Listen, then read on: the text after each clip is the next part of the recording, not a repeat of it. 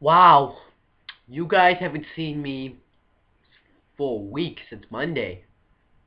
Yeah, I think it was the last time I made a video. Let me check. Yeah, it was Monday, July 1st, last Monday. Then I made a video on CM Brothers for the Law Review. You guys haven't seen me for a week. Um, so what's this gonna? I was extremely busy this week, so I didn't have time to watch main event, TNA, and SmackDown. And instead of just doing separate videos on those, I'm gonna do one full video on them. And this is just gonna be talking about the stuff I liked on that show, like the stuff that really drew my eye. And I'll mention like the stuff I didn't like. Um, so let's just get right into it with the main event. Um, you had Cody. It was for July 3rd, 2013. You had Cody Rhodes and Josh Matthews on commentary. The match that really, there was only one match that really impressed me, and that was Christian versus Damien Sandow. That was a really good match. I really liked that match. I think that was the first time they ever faced off. I think they should have done this feud when last year. I was talking about how, because that was when Christian was the Intercontinental Champion, and Damien Sandow was that rising up and coming star. And I think that one he wasn't right. Like he was like the new rookie, the new guy that could have been that was kind of getting up there. Um, and then what you could have had is you could have had them feud for the IC championship instead of putting it on the Miz. But Miz was kind of going downhill, so we kind of needed the help more than Sandow. But yeah, it would have been great if they had did a Sandow Christian feud. That would have been awesome, but it didn't happen. But the match itself was great. Um, they did great wrestling matches. I remember Christian went to do the spot where he went to put Sandow's balls into the steel post, but Sandow counted and put his shoulder into the post, so he worked over the shoulder. He did it. There was one part where Christian did that leg sweep move that he does when the guy's on the apron, he clotheslined him and he clotheslined Sandow and both men went over the top rope. Um, and then Sandow though really worked over the shoulder. He really dominated Christian, and then Christian started to come back. Well, what really brought Christian back was when Sandow did a double suplex, a superplex to Christian off the top rope, and then Christian started to come back with his comeback. Um, and then Christian did the high cross body, but he missed, and he Sandow counted into a six swinging neck breaker, and he covered him, but Christian kicked out. Um, Christian did the high cross, and then Christian went for the kill switch. Sandow counted into went for his weird neck breaker, but Christian countered again and hit the kill switch for the win. Good match. I like this match. Check it out.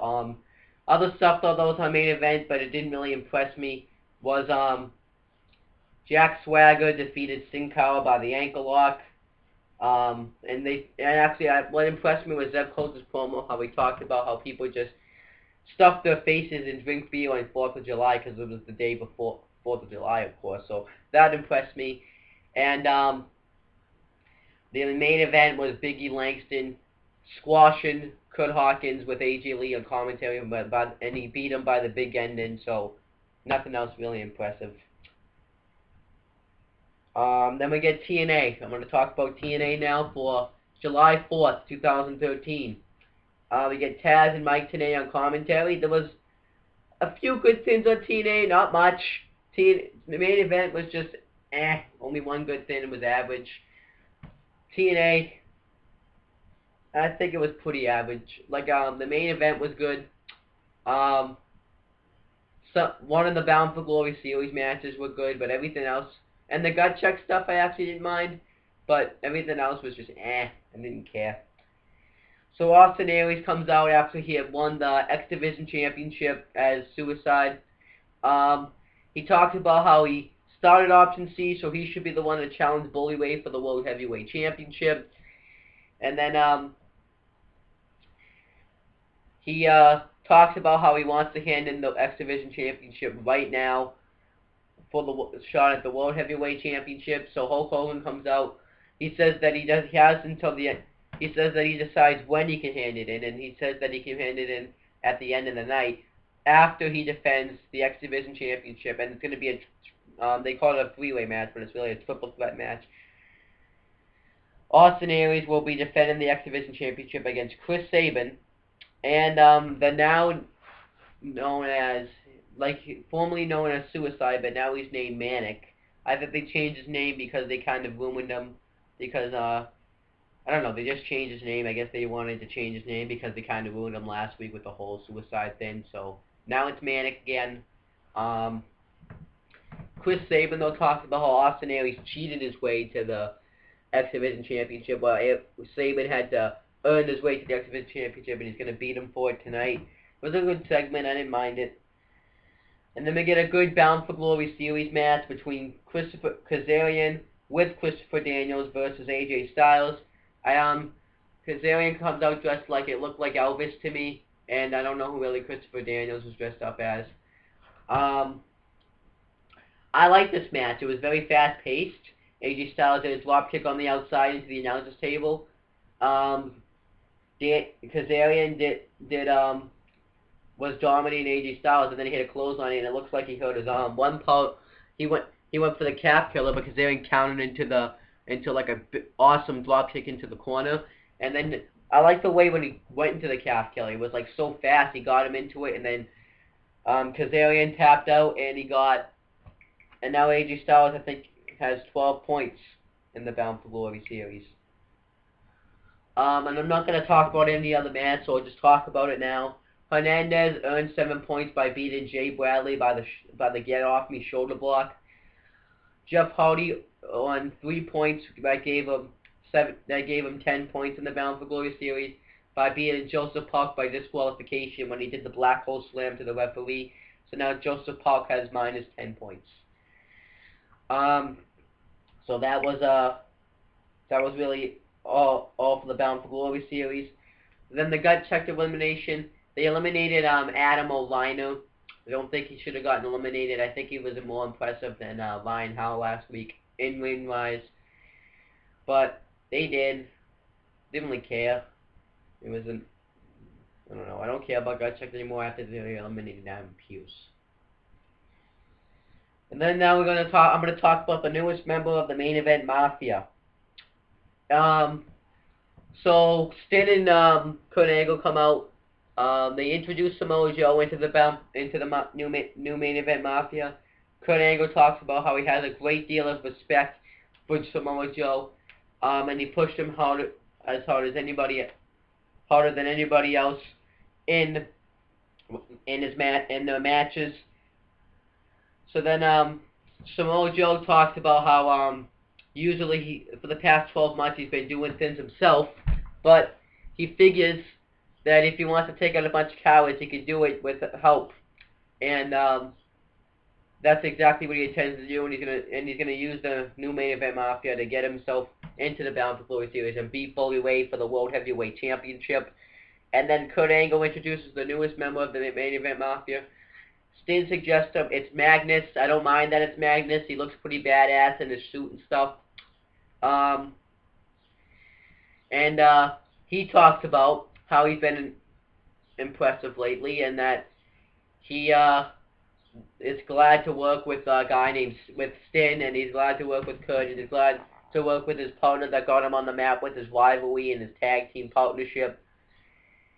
And Stin says that because the Aces and Eights were backstage before this, and they were talking about how there's not going to be a winner in the three-way, the Triple Threat X Division Championship match.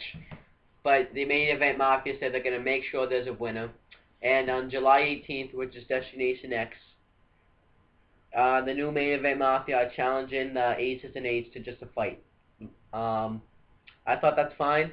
I think the Main Event Mafia now, I think that's all the Main Event Mafia. I don't mind the members. I like Magnus. I like Samoa Joe. I like Kurt Angle. I don't mind Stin. But now he's not in the world title picture, so he can do stuff like this. I think this might be. I don't think I think this main event Mafia, like at Bound for Glory, is probably there's gonna be one match, and between Aces and Eights and the new main event Mafia. The new main event Mafia wins. The Aces and Eights have to disband, and if maybe like the Aces and Eights win, they could do like the whole main event Mafia. Kurt Angle, Stin, Samoa Joe, and Magnus have to leave TNA forever. They can do something like that. I wouldn't mind that. I think and they could make it like maybe a lethal lockdown match, just to make it special. And then maybe that's where Bully Wade will drop the World Championship, and then the Aces and Eights storyline will be over. That's just what I think is going to happen. So now we're going to get now I'm going to talk about the gut check segment. Ryan Howell got his gut check in the win. Al Snow talks about how he it was his idea to have Ryan Howell be in gut check, and he thinks he's crazy that he wants to be a wrestler since he's a fabulous musician, which I kind of think he's crazy too. So he says no, and he gets 30 seconds to kick out. He talks about how he had heart last week and how the crowd wasn't behind him, but he showed a lot of heart. And he asked if that's what wrestling's all about, just heart. So I really want this opportunity. Danny Davis says yes, and Bruce Pritchard says no, so he doesn't get the contract. Didn't bother me. You see, the thing is, I don't care about gut check because we never really see any of the guys that get used. Jay Bradley's just in the Bound for Glory series. Christian York, those are the only guys that are really used a lot. Alex Silva is only used on those White Knight only pay-per-views. Sam Shaw sucks ass. Who else? The girls, we never see the knockout ones. We never see the knockout ones, so I really didn't care. Now I'm going to talk about the main event. I just skipped like half the show, but don't care. But I will talk about the other parts of the show where James Storms and Gunner defeated Jesse Goddard and Robbie E. Didn't mind that. If they were a new team, like they should have had them win maybe because they're a new team. But you don't know. It doesn't bother me. James Storm and Gunner haven't been on the winning side lately and they haven't really been doing much. So I just like James. They haven't done much with James Storm lately. It feels like he's just there now. What else? So Mickey James came out and cut a promo, and I talked about all the other matches. So all the other 3 matches were Bound for Glory Series matches. But I will say next week there's going to be a tag team tournament, and I guess that we're going to probably have like Hernandez and like they're going to put them in the teams. I wonder how they're going to decide whose team's up with who. And whoever the 2 people that win the tag team tournament get 25 points in the Bound for Glory series. That's going to be interesting. I am really looking forward to that next week. Well, this week now because it's Monday, but that's going to be great. So now we get Austin Aries defending the X Division Championship against Chris Sabin and Manic. Pretty good match here. Aces and Eights come out because they wanted to make sure there was no winner. And Austin Aries does a chop on the outside to Chris Sabin. He goes for the brainbuster, but Sabin counters into a front suplex, stomach first.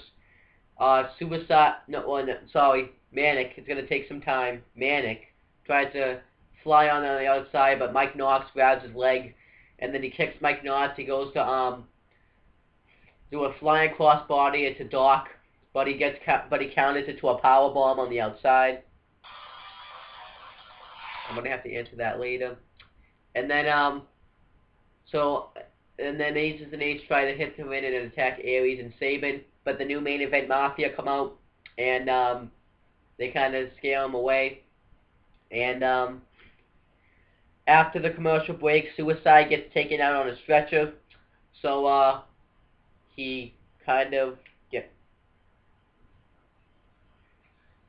So that now it's just a one-on-one match between Sabin and Aries. Good match. He does like the Celtic Cross. Aries does like the Celtic Cross that Sheamus does on the apron. and then he does 2 neck breakers, one into it and one against the ropes, and he doesn't get the pinfall. And then he hits the brainbuster on Sabin, but Sabin kicks out, which was awesome. Sabin hits his finisher. I think it's called the Eye of Sabin or something. The Eye of Sabin. But he kicks out. And then Aries goes to do the brainbuster off the top rope, but then Sabin hits the Eye of Sabin off the top rope for the win.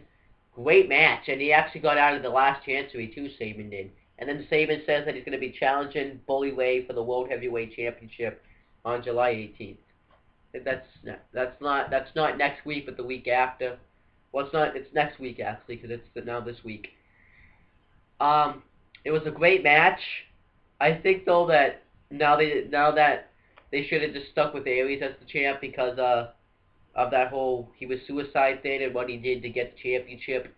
But it's now it's not going to happen. If I don't think you should have ever done it if you're just going to have Sabin be the X Division champion in the first place.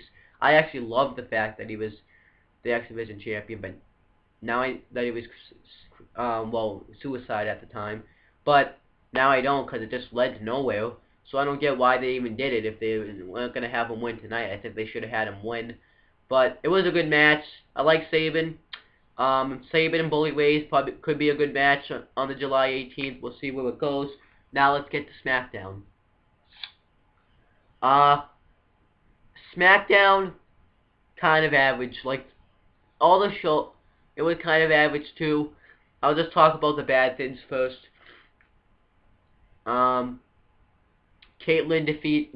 Alicia Fox defeated Caitlyn because of distraction by AJ Lee, and so then they leave the building while Caitlyn's chasing after them. Dolph Ziggler defeated Drew McIntyre, and then they did that same thing they did on Raw where he used his quickness on 3MB. What else was there? That's it, I think. Yeah, that's it. But let's just get to the good stuff, right? So CM Punk comes out and he talks about 4th of July, what it means, how it means independence, how guys were willing to kill themselves to get their independence, and now every time there's a set of rules, CM Punk has to break those every rules. Like when he was supposed to be the biggest thing after WrestleMania 29, he just left. When he said that Paul Heyman was his greatest, was the greatest thing about him, he dropped Heyman. And when he says that he's not willing and that he's not due to win Money in the Bank, he's gonna win Money in the Bank now. So then Del Rio comes out, talks down America by saying all we do is just watch TV, play on the internet on the 4th of July, and just eat hamburgers and hot dogs. And CM Punk's like, what happened to you? You used to be all pro-America. You used to love these people. And then CM Punk says that they saw right through Alberto Del Rio, that they knew he was just a hypocrite. And then Del Rio tells Punk to get out of the ring, but CM Punk doesn't do it. Teddy Long comes out and makes the match main event, Alberto Del Rio versus CM Punk. I'll get to that later because that was one of the things that impressed me. So I guess, yeah. And then we get the Usos, which is Jimmy and Jay, versus Team Old Scholars, Cody Rhodes and Damian Sandow. Team Old Scholars talk about how they're not going to let the Money in the Bank briefcase get between them, that whoever wins, wins. I'm assuming, though, that when push comes to shove, it's going to be like Matt and Jeff, the Hardys, at WrestleMania 23, when they were both on the ladder and they both fought for the briefcase. They both exchanged blows. Something like that's going to happen. Same thing with it, Jack Swagger and Antonio Cesaro. This was a pretty good match. I like this. It was kind of an average tag match, but it was so unpredictable who could have won. Because first hand, you got Team Old Scarlets, who is going into a Money in the Bank briefcase and they need the momentum to get in there. Second hand, you got the Usos, who need the victory because they're going into a tag team championship match against Seth Rollins and Roman Reigns of the Shield. So that's like, what do you do? So that's like unpredictable right there. But the Usos got the win when they hit the Double splash on Damien Sandow. It was fine. They need to win because they're going into a tag title match. I've said it before. They want to get them one to beat all these tag teams. And they're doing a good job. I still think the Usos could lose, but if they win, I kind of would rage. I don't know. I'd think about it. But anyways, then the Shield comes up on the screen, and then Seth Rollins talks about how the Shield is more invincible now, and if you got that were more dominant, more ruthless, just because you got that lucky victory. Roman Reigns says that you're going to be more than luck to win the tag team championships. Dean Ambrose says that he took out Christian, and Christian's just wasted space, and that he's going to win the Money in the Bank ladder match and become the World Heavyweight Champion and the United States Champion at the same time. I doubt that's going to happen, because if he wins the Money in the Bank, they're probably going to have Christian beat him for the U.S. Championship. That's exactly what's probably going to happen. I don't see him holding both the U.S. Championship and the World Championship. He's probably going to drop the U.S. Championship it was like The Miz. He's going to drop the U.S. Championship, and then he's going to become the new World Champion. And then it was showed from the vault match again. They did it again. I'm glad they're doing this. The Nasty Boys with Jimmy Hart defending the World Wrestling Federation World Tag Team Championships against the Hart Foundation, which is Bret Hart and Jim the Anvil Neidhart. And this match happened in July 1991. Tag team wrestling was so much different back then. There actually were double team moves. They were legit tag teams. And yeah, and they did more double team moves. I guess I can say that. They'll get back up there now because they got the Usos. They got Team Hell No, which is, I guess, kind of breaking apart. Team World Scholars once in a while. Primetime Players. I don't even know if Epico and Primo is still there, but they still got those tag teams.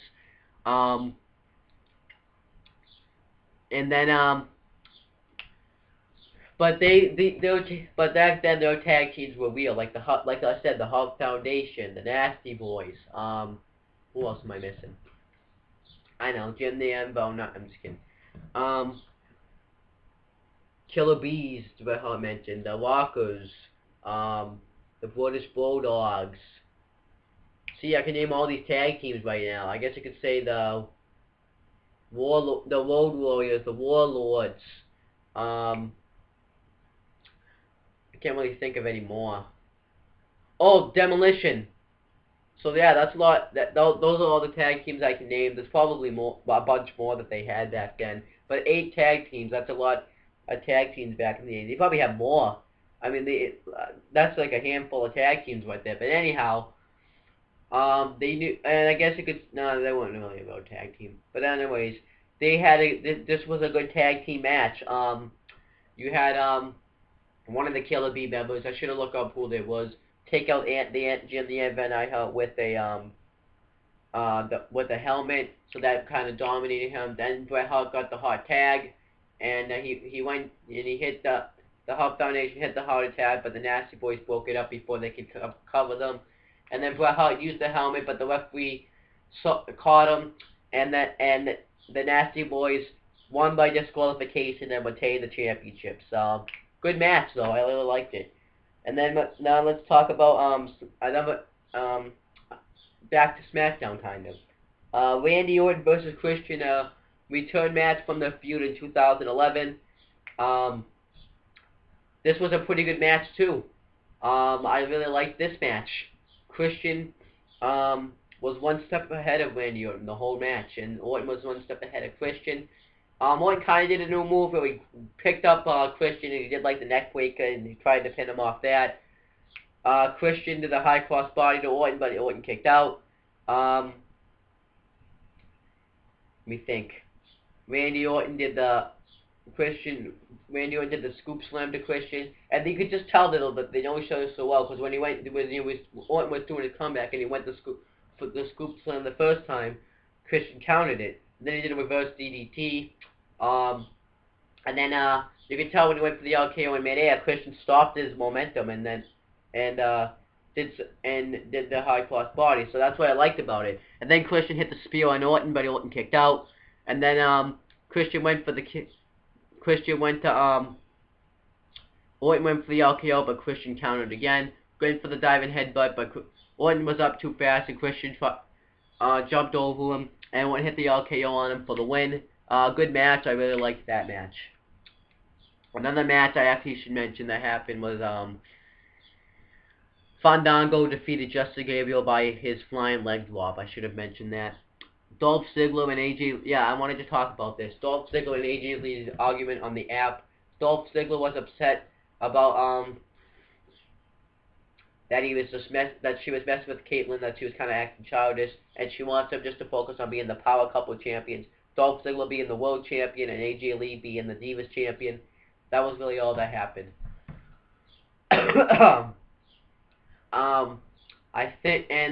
I think this could be leading to maybe a Money in the Bank. Biggie Langston turning on Dolph Ziggler, and Del Rio will beat him for the World Championship, and then they're gonna do at SummerSlam Dolph Ziggler versus Biggie Langston, and Ziggler will beat Biggie Langston. And then that's what I could see happening. The match itself was pretty good. Well, I mean, there was no matchup, but I mean, I think because Dolph Ziggler still isn't like fully a face yet. He's kind of a tweener right now because he's still with Biggie Langston and AJ Lee, and he kind of needs to get away from them if they're gonna put him as a face. If they're just doing it because if they're just doing this temporarily though, since Del Rio's the heel champion, then that's fine. But I think Ziggler is going face, and if he is gonna go face, he needs to get away from the heel side of Biggie Langston and AJ Lee. And having Biggie Langston turning on Ziggler will really do that. So, let's see what happens. Then we get the main event, CM Punk versus Alberto Del Rio, and Teddy Long forced, because Punk told Heyman that he didn't want him out there no more for the match, but Teddy Long forced Paul Heyman to go on commentary. Good match. Del Rio did all his kicks though, so yeah, he kicked him in the head. He looked over the arm of Punk, and then he kind of was destroying Punk in a way. He threw him into the barricade arm first, threw him over the announcer's table. Heyman tried to get him to stop, but Del Rio punched him. And then CM Punk, that enraged him, and he viciously assaulted Del Rio and hit the go-to-sleep inside the ring. And that was SmackDown this week, and that was TNA this week, and that was main event this week. And I should mention that JBL and Michael Cole did commentary, and and SmackDown was on July 5th, 2013. So, good SmackDown. Like, I didn't mind SmackDown, I didn't mind TNA, I didn't mind, well, main event was kind of because they didn't have but, that's all my thoughts about wrestling. I thought I would just make this video out because, I haven't been on here in a little while, so I figured I'd give you a video about it. I'm looking forward to Raw tonight because we're going to get the Wyatt family. TNA because of the tournament for the tag team. And the X Division July 18th for Sabin and Bully Ray. But that's pretty much it, guys. See you later. See you later. Bye.